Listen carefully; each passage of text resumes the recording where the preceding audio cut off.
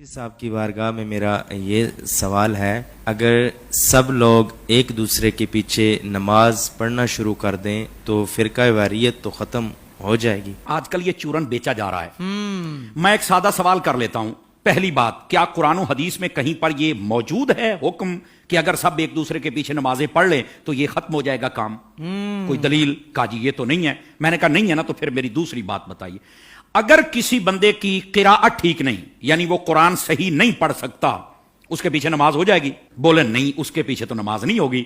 تو میں ایک سادہ بات کہنے لگا ہوں، سارا سمجھ آ جانا چاہیے، جس کا قرآن ٹھیک نہیں ہے جب اس کے پیچھے نماز نہیں ہوتی، تو جس کا ایمان ٹھیک نہیں ہے اس کے پیچھے ہماری نماز کیسے ہو جائے گی؟ کیا کہنے علامہ صاحب۔ بات دراصل یہ نہیں کہ کس کے پیچھے نماز پڑھنی، بات یہ کہ جو مصلی پر کھڑا ہے نا، آپ نے دیکھنا اس کا عقیدہ بھی درست ہے کہ نہیں ہے۔ جی جی جی جی جی میں آپ کو اس سے بھی ایک سادہ مثال دے دیتا ہوں۔ دیکھیے، ہم پیچھے کھڑے ہیں، ہم نے کہا پیچھے سے امام کے اللہ اکبر، بھائی جو مصلی پہ کھڑا ہے حضرت، وہ بھی تو دیکھو نا، یہ کس امام کے پیچھے ہے؟ آیا کہ یزید کو امام کہنے والا ہے یا حسین کو امام کہنے والا ہے؟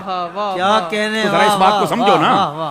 حالانکہ جب حضرت امام حسین کو ہم امام کہتے ہیں تو ہم بیچ میں صحابہ کرام علیہم رضوان کا لحاظ بھی رکھتے ہیں، یہ یاد رکھ لیجئے۔ لیکن میں نے ایک اشارہ دیا ہے، آقا کریم علیہ السلام نے ارشاد فرمایا، ان اللہ اختارنی واختار لی اصحابی واختار لی منہم اربع۔ فرما اللہ نے سب سے پہلے میرا انتخاب فرمایا، میرے بعد میرے صحابہ کا انتخاب فرمایا، پھر میرے لیے ان میں سے 4 کو چنا، حق 4 یار بھی آ گئے، ٹھیک ہے۔ پھر اس کے بعد فرمایا، اس کے مختلف پہلو آگے ہیں، مختلف الالفاظ و طرق و سند، یہ روایت ہے، لیکن ایک روایت یہ بھی ہے، فرمایا ان قریب ایک قوم آئے گی، ینتقصونہم ویسبون اصحابی، جو میرے صحابہ کرام میں سے نقص نکالے گی، عیب نکالے گی اور گالیاں دے گی۔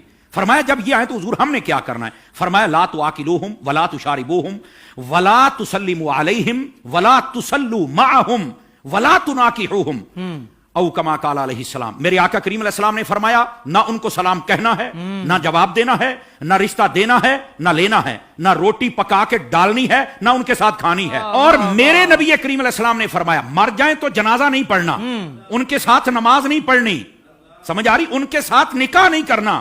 تو میں نے کہا یہ ہمیں چورن مت بیچو، ہم نے حضور کی حدیث پڑھی ہوئی ہے۔ اگر کوئی چاہتا ہے کہ ہمارے سامنے کھڑا ہو کر ہمارا امام بنے، امام بننے سے پہلے بندہ بن کے مجھے یہ بھی بتائے تیرا نبی کے بارے میں کیا عقیدہ ہے، تیرا صحابہ کے بارے میں کیا عقیدہ ہے، تیرا افضلیت صدیق اکبر بکار بارے میں کیا عقیدہ ہے، تو کل صحابہ کو جنتی مانتا ہے یا نہیں مانتا، تو نبی پاک کی اہل بیت کے بارے میں کیا کہتا ہے، یہ سارے عقیدے مجھے بتا دے، میں تیرے پیچھے کھڑا ہو کے نماز پڑھ لوں گا۔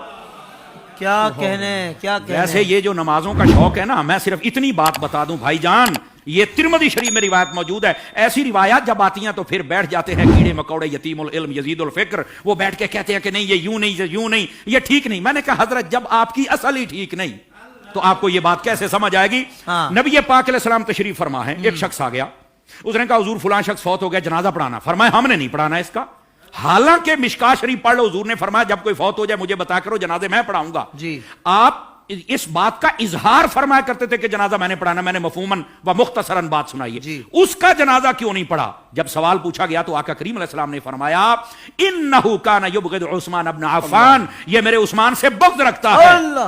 جب حضرت عثمان کے بغضی کا جنازہ نہیں پڑھنا تو بتاؤ پھر ابو بکر کے بغضی کا جنازہ ہم کیسے پڑھ لیں؟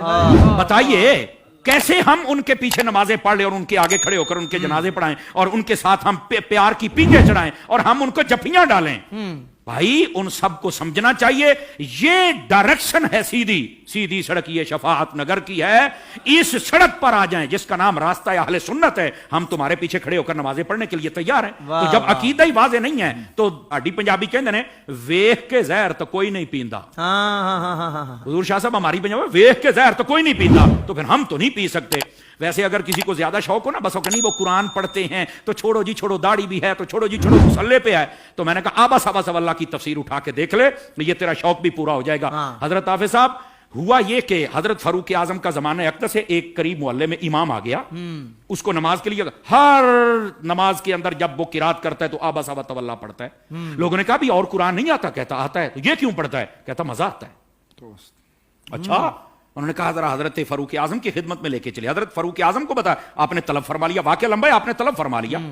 آپ نے جب طلب فرمایا تو آپ نے کہا کیوں پڑھتا ہے؟ کہتا ہے مجھے نا اصل میں مزہ آتا ہے، اس لیے کہ اس میں معاذ اللہ اس کی سوچ دیکھو، پڑھ سب کچھ رہ گئے لیکن سوچ دیکھو اس کی۔